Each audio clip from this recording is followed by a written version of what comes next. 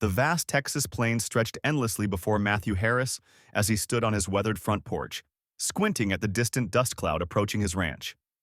After 5 years of solitude following his parents' passing, the thought of sharing this remote homestead with another soul both thrilled and terrified him. The mail-order bride service in Virginia City had matched him with a woman named Grace Wright, and today's stage would bring either the answer to his prayers or his biggest regret. His calloused hands gripped the porch railing as memories of the past few months drifted through his mind like tumbleweeds. The loneliness had become unbearable after his younger brother John moved to Santa Fe to start his own ranch. Their parents' legacy, the sprawling Double H Ranch, now rested solely on Matthew's shoulders, along with the crushing weight of maintaining the Harris family name in Amarillo's unforgiving cattle country. The approaching stagecoach finally materialized through the heat waves rippling off the prairie grass. Matthew's heart thundered against his ribs as the vehicle drew closer, its wooden wheels throwing up clouds of ochre dust. He'd exchanged several letters with Grace, finding her writing educated and thoughtful, though somehow guarded. There was a genteel quality to her words that seemed out of place for someone seeking a new life on the frontier. The stage lurched to a stop, and Matthew's breath caught in his throat as a petite figure in a dark blue traveling dress emerged. Grace Wright's face was partially hidden beneath a modest bonnet, but he could see she was younger than he'd expected, perhaps 25 or so. She moved with a peculiar grace that spoke of formal training, though her shoulders were tense with obvious anxiety. "Welcome to Double H Ranch, Miss Wright," Matthew managed, descending the porch steps. When she lifted her face to meet his gaze, he was struck by eyes the color of summer storm clouds, filled with both determination and fear. Something in those eyes told him she was running from more than just spinsterhood. "Mr. Harris," she replied softly, her voice carrying traces of an Eastern education. "I appreciate your willingness to accept me sight unseen." There was a slight tremor in her words that betrayed the courage it had taken to travel so far into unknown territory. The stage driver, an old-timer named David Young who'd been running the Amarillo route for decades, began unloading Grace's meager belongings. Just 2 worn leather suitcases and a small wooden chest.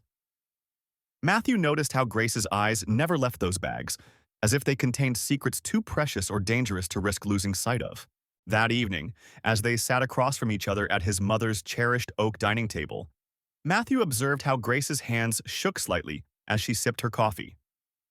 The silence between them was thick with unspoken questions, but he'd learned from years of breaking horses that sometimes patience was the only way to earn trust. "I should be honest with you," Grace finally said, setting down her cup with deliberate care. "I came here not just seeking marriage, but sanctuary." Her fingers twisted nervously in her lap as she continued. "Until 3 months ago, I was Sister Mary Catherine at St. Michael's Seminary in Virginia City." Matthew leaned back in his chair, struggling to process this revelation. A former nun wasn't exactly what he'd expected when he'd written to the marriage broker. But before he could respond, Grace rushed on, her words tumbling out like water through a broken dam. "They accused me of stealing the seminary's entire building fund, over $5,000. But I'm innocent, Mr. Harris. The money was taken by someone with influence, someone who knew they could frame the newest novice without consequence. I fled before they could arrest me, but I fear they won't stop looking." The pain and desperation in her voice struck something deep in Matthew's soul. He'd known injustice himself, watching helplessly as wealthy cattle barons tried to squeeze out smaller ranchers like his family through dubious means. "Tell me everything," he said quietly, pouring more coffee into their cups. "Start from the beginning." As Grace's story unfolded, Matthew found himself drawn into a web of corruption that reached from the highest levels of the church in Virginia City all the way to powerful business interests in Santa Fe. The missing money had been meant for a new orphanage, a project that would have competed with certain profitable enterprises that preferred vulnerable children remained on the streets. "Bishop Michael King was behind it all," Grace explained, her voice barely above a whisper. "He works with his brother Andrew King, who owns half the saloons and gambling houses in Virginia City. They couldn't let the orphanage be built. It would have dried up their supply of desperate young workers and potential recruits." Night had fallen by the time Grace finished her tale, the lamplight casting long shadows across the dining room's simple furnishings. Matthew sat in silence, watching this woman who had shown such courage in the face of overwhelming odds. His parents' voices seemed to whisper in his memory. "The Harris name stands for justice, son. Never turn away from those in need. Matthew rose from his chair, his weathered hands gripping the back as he gazed out the darkened window at his ranch's endless grasslands. The distant lowing of cattle carried on the night wind, a familiar sound that had always brought him comfort. But tonight, his mind churned with Grace's revelations and the weight of the decision before him. Standing up to the King brothers wouldn't just mean protecting Grace. It would mean putting everything his family had built at risk. "My father used to say that a ranch isn't just land and cattle," he said finally, turning back to Grace. "It's a testament to the kind of people we choose to be." The lamplight caught the silver cross still hanging at her throat, a reminder of the life she'd been forced to abandon.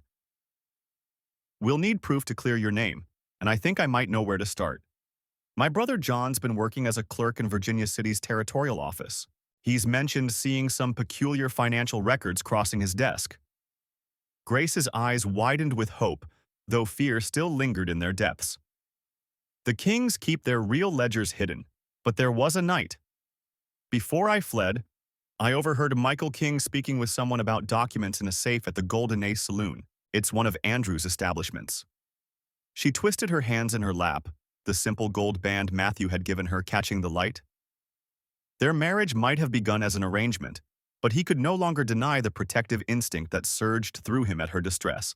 Dawn found them riding east across the endless plains, the morning sun painting the grass in shades of amber and gold. Matthew had insisted Grace come with him, rather than stay alone at the ranch.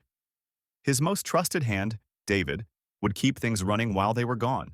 The young man had proven his loyalty during last year's brutal drought, and Matthew knew the ranch would be safe in his care. The 2-day ride to Virginia City gave them time to plan.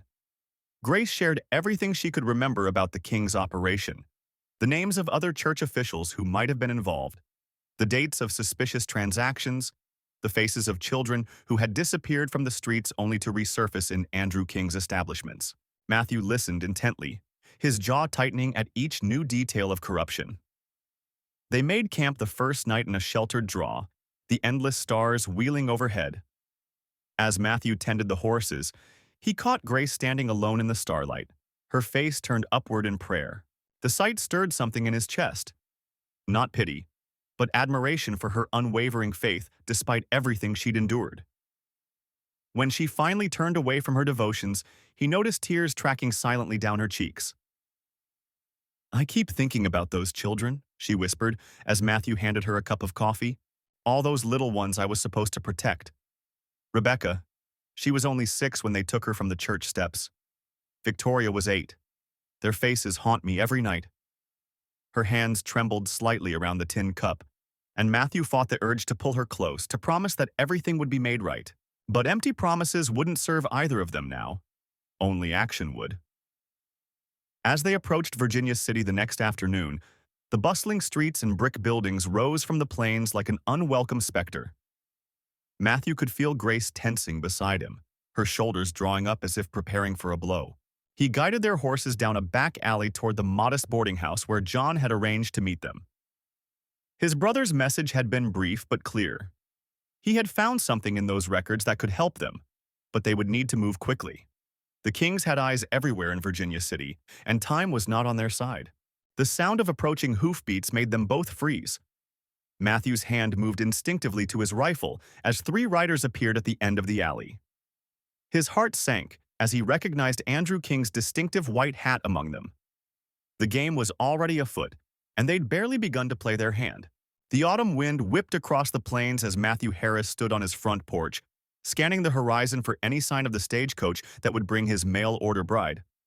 His sprawling cattle ranch outside Virginia City had grown too large for one man to manage alone. But it wasn't just practical necessity driving him.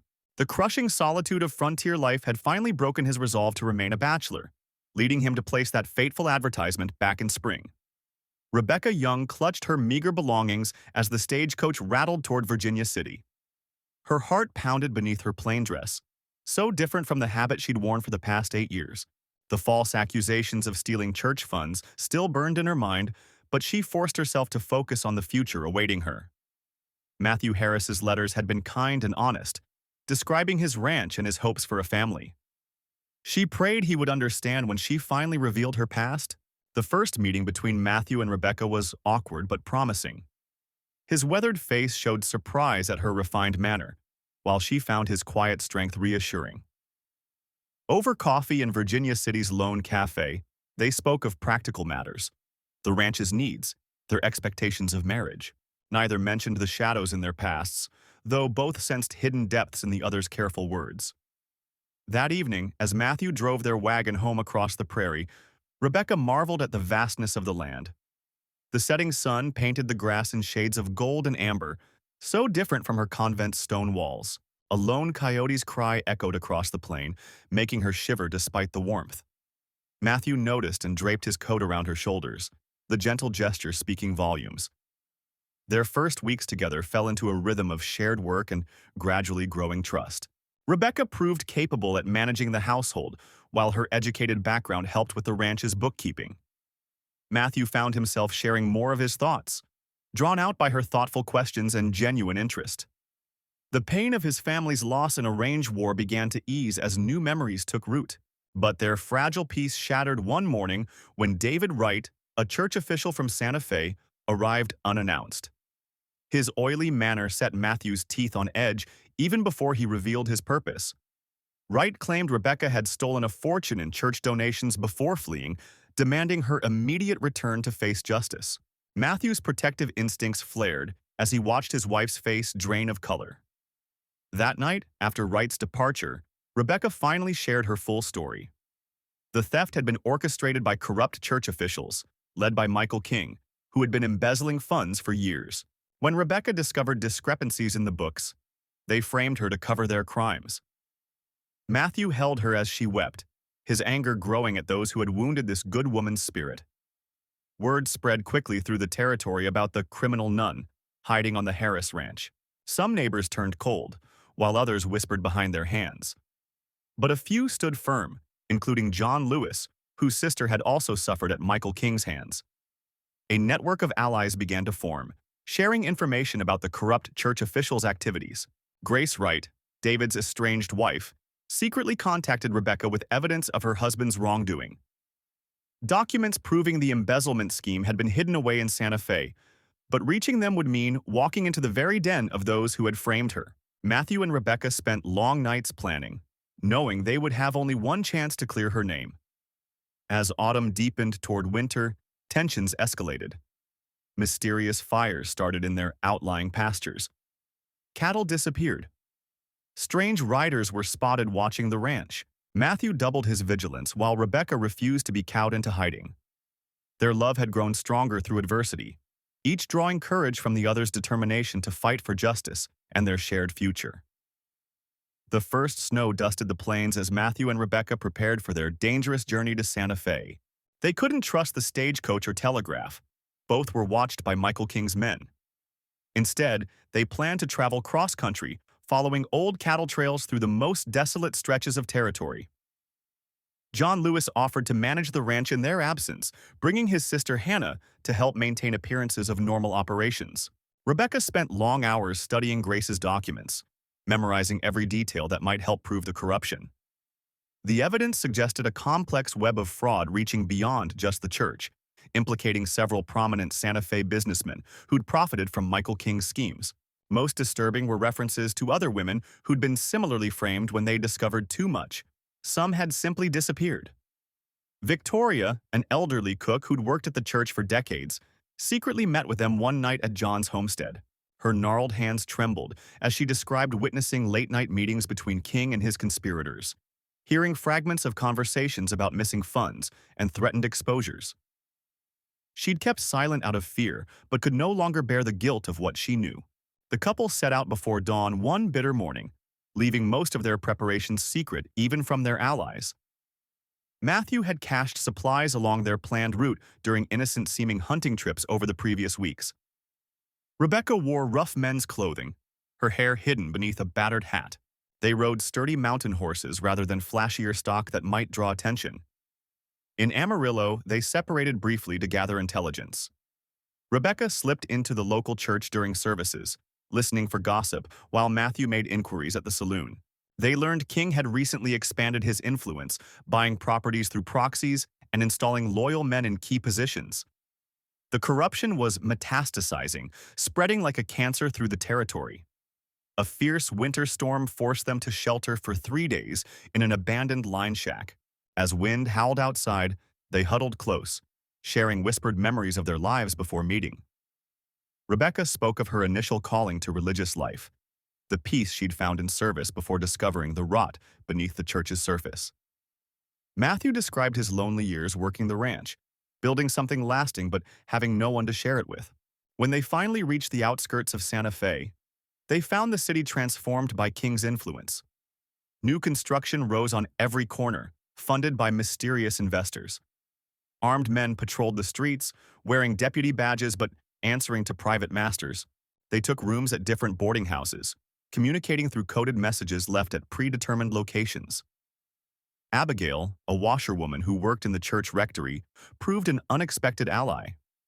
She'd witnessed King's men moving documents late at night and offered to help them gain access.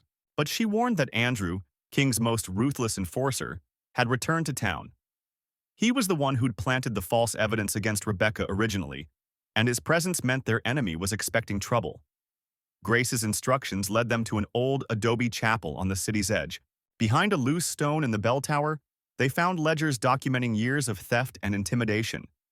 But as Rebecca reached for the papers, boots scraped on the stairs below. They were trapped, with Andrew and his men closing in. Matthew drew his gun, while Rebecca clutched the evidence they'd risked everything to find. Their moment of truth had arrived, and there was nowhere left to run. Matthew's mind raced as he assessed their precarious position in the bell tower.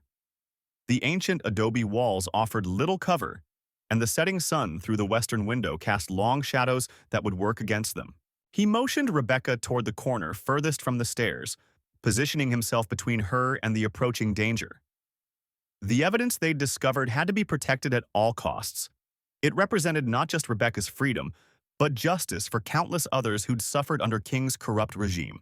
The heavy footsteps grew closer, echoing off stone walls worn smooth by generations of faithful.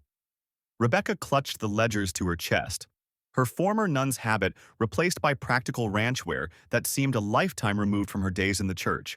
She whispered a prayer, not for herself, but for Matthew, whose life she'd inadvertently put at risk by accepting his marriage proposal and bringing this trouble to his door. Andrew's voice carried up the stairwell, smooth as snake oil but edged with menace. "Sister Rebecca, you've led us quite a chase, but surely you know there's no escape from here?" A bitter laugh followed. "Though I suppose you're not a sister anymore, are you? Just a common thief hiding behind a good man's name."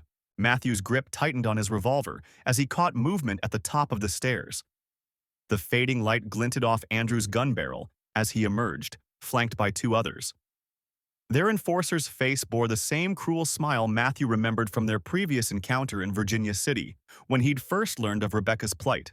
"Mr. Bishop," Andrew addressed Matthew with mock courtesy, "step aside and let us conclude our business with the woman. The church is willing to be generous, enough to rebuild your ranch twice over. No need for anyone to die over a few ledgers and a fallen nun." The rancher's response was measured but firm. "You've got it backwards, friend. The only fallen ones here are those who'd use the church to steal from honest folk. Now lower those guns, or we'll see what the good Lord thinks about bloodshed in his house." A tense silence followed, broken only by the distant toll of evening bells from the main church. Rebecca's soft voice cut through the standoff. "The ledgers show everything, Andrew. Every peso stolen, every family threatened. How long before your master sacrifices you to save himself?" The enforcer's composure cracked for just a moment, enough to confirm Rebecca's words had struck home. The autumn wind howled across the plains outside Virginia City as Matthew Harris stood guard at his ranch house window, rifle at the ready. His wife Grace, the former sister Mary Catherine, huddled near the fireplace mending his spare shirt with trembling hands. 3 months of marriage had brought them closer than either expected, but now their bond faced its greatest test. The corrupt Bishop Young and his enforcer John King had finally tracked her down, bringing with them fabricated evidence of her supposed crimes against the church in Santa Fe. Matthew watched Grace's delicate fingers work the needle, remembering how those same hands had saved his prize stallion last month when no one else could calm the spooked animal. She'd proven herself 10 times over as both wife and partner. showing a strength of spirit that went far beyond her gentle demeanor. The thought of anyone threatening her made his blood boil, especially knowing the truth behind the accusations. "They won't take you," he said firmly, breaking the tense silence. "I've sent word to Sheriff David Wright. He may be new to Virginia City, but he's an honest man. Once he sees the real ledgers you kept at the orphanage, he'll know Bishop Young's documents are forged." Grace looked up, hope flickering in her eyes despite her fear. "But Matthew, what if the bishop's men get here before the sheriff?" Their answer came in the form of pounding hoofbeats approaching through the gathering dusk. Matthew's ranch hand, Michael Lewis, burst through the door, his face flushed from hard riding. "They're coming, boss. King and his men, about 8 riders. They've got torches." Grace clutched Matthew's arm as he quickly laid out their defense plan, grateful they'd prepared for this moment. The ranch house was solid stone, built to withstand both weather and attack. Matthew had spent the past weeks reinforcing windows and stockpiling supplies, knowing this confrontation was inevitable. Grace retrieved the hidden strongbox containing the true orphanage records while Matthew and Michael took up defensive positions. The sound of approaching riders grew louder as darkness fell. Bishop Young's voice boomed across the yard, thick with false authority. "Matthew Harris, send out the woman who calls herself Grace. She has stolen from the church and must face justice." Matthew's reply was measured but firm. "The only theft here is your corruption of the truth, Bishop. We have proof of your embezzlement from the orphanage. Leave my property now, or face the consequences." The first shots came as flames erupted in the barn, King's men trying to flush them out. But Matthew had prepared for this too. The cattle had been moved to the north pasture days ago, and the barn held nothing but hay. As the fire blazed, it illuminated the yard perfectly, exposing the attackers to Matthew and Michael's careful aim. The defenders' first volley sent 2 riders sprawling. Inside, Grace worked frantically to copy the ledger's key pages, knowing they needed multiple sets of evidence. Her hands remained steady now, years of precise bookkeeping serving her well even in crisis. She could hear the gunfight intensifying outside, each shot making her heart race. But she refused to let fear overtake her. Too many orphans' futures depended on exposing the bishop's crimes. The battle raged for what felt like hours. King's men tried repeatedly to approach the house, but Matthew and Michael's covering fire kept them at bay. The burning barn cast wild shadows across the landscape as bullets sparked off stone walls. Then Grace heard what she'd been praying for: the distant sound of multiple horses approaching fast from the direction of Virginia City. Sheriff Wright's posse arrived like avenging angels, catching King's men in a crossfire. The corrupt enforcer tried to rally his remaining forces, but it was too late. Bishop Young, who had stayed safely back from the fighting, turned his horse to flee, but found his path blocked by Deputy Andrew Harris, Matthew's brother, who had been gathering evidence of the bishop's crimes for months. The final confrontation came down to John King himself, who charged the house in desperate fury. Matthew met him on the porch, their rifles forgotten as they grappled in the firelight. Grace watched in terror as the 2 men fought, until Michael's well-aimed shot caught King in the shoulder. The enforcer fell. His threat ended not by violence but by justice, as Sheriff Wright's handcuffs clicked shut around his wrists. Dawn broke over a changed landscape. The barn was a smoking ruin, but the house stood strong. Bishop Young and his men sat bound under guard, their crimes exposed by Grace's careful records. Sheriff Wright studied the ledgers with growing anger, while his deputies gathered statements from Matthew and Grace. The truth would finally come to light, not just in Virginia City but all the way to Santa Fe. As the adrenaline faded, Matthew held Grace close, feeling her trembling subside. "You were right to come here," he whispered. "Right to trust me." She touched his face gently, her eyes bright with unshed tears. "We were both right," she replied. "God works in mysterious ways." Around them, the ranch began to wake. Cattle lowing in the distance, chickens emerging to scratch the yard, life continuing despite the night's violence. The task ahead would be challenging: rebuilding the barn, testifying against the bishop, helping the orphanage recover its stolen funds. But as Matthew and Grace stood together watching the sunrise, they knew their bond had been forged stronger in fire. Their home would remain a sanctuary, not just for them, but for truth and justice on the wild frontier. The corrupt church officials had sought to silence Grace, but instead had only proven the power of love and faith combined with unwavering courage. The morning's peace was short-lived. As Matthew and Grace prepared to head into Virginia City to file their official statements, a cloud of dust on the horizon announced approaching riders. Through his spyglass, Matthew counted at least 8 men, led by Bishop Montgomery's enforcer, Michael. Grace's hand tightened on Matthew's arm as she recognized the distinctive black coat of her former tormentor.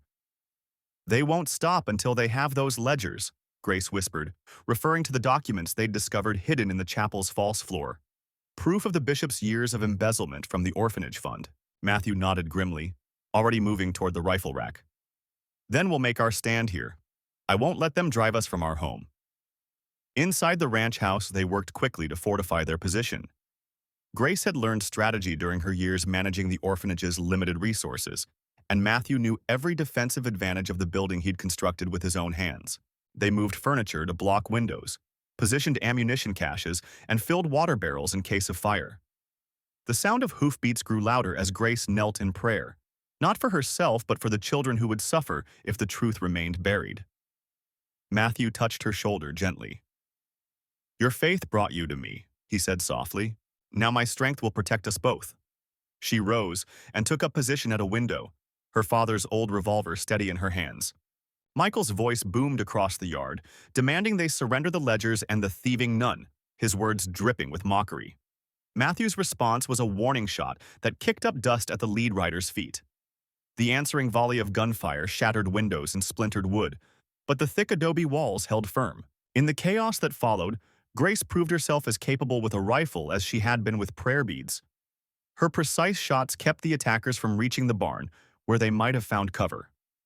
Matthew's experience defending his herd from rustlers served them well as he anticipated and thwarted each attempt to outflank their position. Hours passed in a haze of gun smoke and tension. The attackers' frustration grew with each failed assault, their tactics becoming more desperate. When they tried to smoke out the defenders by setting fire to the corral, Grace's knowledge of the underground spring proved invaluable. The water source Matthew had once considered a nuisance became their salvation. As the sun began to set, distant riders appeared, but these wore badges. The sheriff's posse from Virginia City, led by Deputy John, had finally arrived. They'd been alerted by Andrew, the ranch hand Matthew had sent for help before the siege began. The corrupt church officials found themselves caught between determined defenders and the law. Michael made one last desperate attempt, charging the house with torch in hand. Grace's shot caught him in the shoulder, spinning him from his saddle. As he fell, Matthew recognized the poetic justice. The man who had terrorized an innocent nun was brought down by her righteousness, not her vengeance. In the aftermath, as the surviving attackers were led away in chains, Grace found the strength to face them with dignity. "May God have mercy on your souls," she said, her voice carrying across the yard. Several hung their heads, perhaps finally understanding the true meaning of the faith they had corrupted. The ledgers, safely delivered to the territorial marshal, exposed not just theft, but a network of corruption reaching from Virginia City to Santa Fe. The bishop's empire crumbled, and the orphanage funds were restored.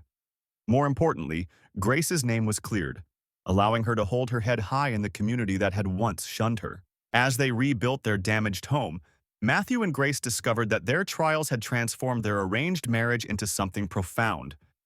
Their ranch became known not just for its fine cattle, but as a place where justice and mercy met, where faith and determination could overcome any obstacle. Together, they had created something rare on the frontier, a true sanctuary where love and truth prevailed. The autumn sun cast long shadows across the Virginia City courthouse as Matthew Harris and his wife Hannah stood before Judge David Wright. The evidence they had gathered over months of investigation lay spread across the oak desk. Ledgers showing the corrupt dealings of Father Michael King and his associates who had framed Hannah for theft from the Santa Fe orphanage. The judge's weathered face remained impassive as he examined each document. Behind them sat Sister Grace Young, who had risked everything to testify about witnessing Father King removing funds from the orphanage safe and planting false evidence in Hannah's quarters before she fled. The nun's quiet strength had proved invaluable in their fight to clear Hannah's name, even as the priestmen had threatened her life multiple times. Matthew squeezed Hannah's hand as they waited. The past year had transformed them both. He was no longer the lonely rancher who had sent away for a bride. and she had shed the timid demeanor of a falsely accused woman on the run. Together, they had built something stronger than either could have imagined, their love tested and tempered in the fires of adversity. Victoria Lewis, the telegraph operator who had helped them trace Father King's illegal financial dealings across 3 territories, sat in the front row. Her network of contacts had been instrumental in uncovering the web of corruption centered around the orphanage. Next to her was John Harris, Matthew's brother, who had provided sanctuary on his ranch when the priests' hired guns came calling. "The evidence before me is conclusive," Judge Wright finally spoke, his voice filling the hushed courtroom. Father Michael King and his conspirators systematically embezzled funds meant for orphaned children, then framed an innocent woman when she unknowingly stumbled upon their scheme. I hereby issue warrants for their immediate arrest. Relief flooded Hannah's face as tears spilled down her cheeks. Matthew pulled her close, remembering the terrified woman who had arrived on the stagecoach 18 months ago, carrying little more than her faith and determination to prove her innocence. Now she stood vindicated, their love having grown stronger through every challenge. Outside the courthouse, Sister Grace embraced Hannah tightly. "God's justice may work slowly, but it never fails," she whispered. The 2 women had formed an unbreakable bond, their shared faith carrying them through the darkest moments. Matthew watched them with profound gratitude, knowing how close they had come to losing everything. Word spread quickly through Virginia City about Father King's arrest in Santa Fe. The townspeople who had once viewed Hannah with suspicion now praised her courage in standing up to corruption.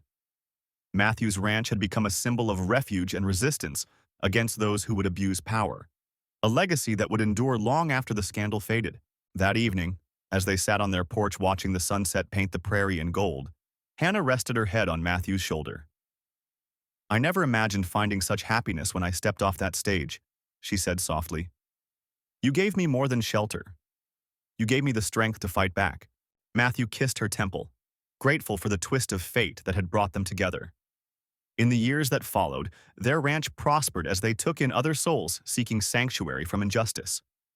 The former nun and the rancher had forged something rare and precious, a love strong enough to overcome false accusations and powerful enemies, yet gentle enough to heal wounded hearts. Their story became legend in Virginia City, proof that truth and justice could triumph over corruption and greed. Sister Grace eventually left her order to help them establish a proper orphanage on their land, one where no child would ever suffer from the kind of corruption they had exposed. The sprawling Harris Ranch became known as a place of hope and new beginnings, its legacy of courage and compassion passing down through generations. Hannah often visited the small chapel they built near the main house, lighting candles in gratitude for the journey that had brought her to this place. Though she no longer wore a nun's habit, her faith had only grown stronger, transformed by love and tested by adversity. The false accusations that once threatened to destroy her had instead led her to her true calling. The corrupt church officials who had sought to silence Hannah permanently found themselves behind bars, their schemes exposed to the light of justice. But more importantly, their actions had inadvertently created something beautiful, a family bound not by blood, but by shared trials and unwavering loyalty, whose influence would ripple outward to touch countless lives. As Matthew and Hannah celebrated their anniversary each year, they were joined by an ever-growing circle of friends and chosen family. Sister Grace, Victoria Lewis, John Harris and his wife Rebecca, and many others whose lives had intersected with theirs during their fight for justice.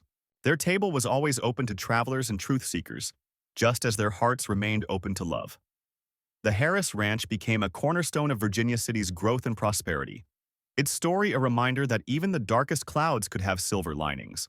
Matthew and Hannah's love had not only survived false accusations and deadly threats, it had flourished, creating a legacy of hope that would endure long after they were gone.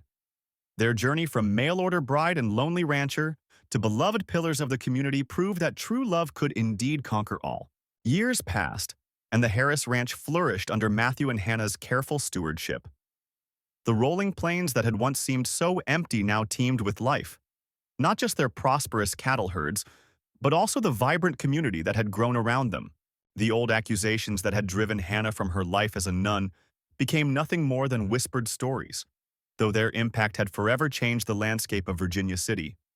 Sister Grace, who had been instrumental in proving Hannah's innocence, established a small schoolhouse on land donated by the Harrises. There, she taught not only reading and arithmetic, but also the importance of seeking truth and standing up for justice. The children who passed through her classroom carried these lessons into their own lives, creating ripples of positive change throughout the territory. Victoria Lewis, whose testimony had finally exposed the corrupt church officials, became a respected advocate for other wrongly accused individuals. Her law practice in Virginia City specialized in defending the defenseless, and she often collaborated with John Harris, who had followed in his brother Matthew's footsteps by becoming a territorial judge. Together, they worked to ensure that no other innocent person would suffer as Hannah had. The ranch itself evolved into more than just a cattle operation. Hannah's agricultural knowledge from her days tending the convent's gardens transformed a portion of their land into a thriving experimental farm. Here, she developed hardy crop varieties that could withstand the harsh plains climate, sharing her discoveries freely with neighboring ranchers and homesteaders. During one particularly severe drought, when many smaller ranches faced ruin, Matthew and Hannah opened their gates to struggling families. They established a cooperative system where ranchers could combine their resources and labor, ensuring survival through the hard times. This spirit of community support became known as the Harris Method and was eventually adopted throughout the territory. Rebecca, John's wife, started a women's aid society that provided support to mail-order brides and other newcomers to the region. She never forgot how Hannah's arrival had changed not just Matthew's life, but the entire community's trajectory. The society helped countless women find their footing in the challenging frontier environment, creating bonds of sisterhood that transcended background and circumstance. As their influence grew, the Harris Ranch became a stop on the Underground Railroad of Justice, a safe haven for those seeking to clear their names or escape false persecution. Matthew and Hannah never turned away anyone in genuine need, remembering their own struggles and the importance of having allies in dark times. The corrupt church officials who had once threatened Hannah's life eventually met their own justice. Through careful documentation and persistent investigation, Victoria and John built an irrefutable case against them. The exposure of their crimes led to widespread reforms within the church hierarchy, ensuring that power could no longer be used to persecute the innocent. Andrew, a young orphan who had arrived at the ranch during the drought years, became like a son to Matthew and Hannah. They formally adopted him, passing on not just their name but their values and commitment to justice. Andrew grew into a strong young man who combined his father's ranching skills with his mother's compassion and wisdom. On quiet evenings, when the sun painted the plains in gold and purple, Matthew and Hannah would often sit on their porch, watching the life they'd built unfold before them. The sound of children playing at Sister Grace's schoolhouse, the sight of cattle grazing peacefully on the distant hills, and the knowledge that their home had become a beacon of hope for others filled them with quiet pride. Their story became legend in Virginia City and beyond, not just for the dramatic events that had brought them together, but for the lasting impact they had on the territory. The Harris Ranch stood as testament to the power of love, truth, and perseverance in the face of adversity. Each generation that followed added its own chapter to the legacy, ensuring that the principles Matthew and Hannah had fought so hard to uphold would never be forgotten. As they aged, their hair turning silver and their steps slowing, Matthew and Hannah remained as devoted to each other as they had been in those first tumultuous days. Their love had not just survived, it had transformed an entire community, proving that sometimes the greatest victories come not from confrontation, but from the steady, unwavering commitment to doing what is right, no matter the cost.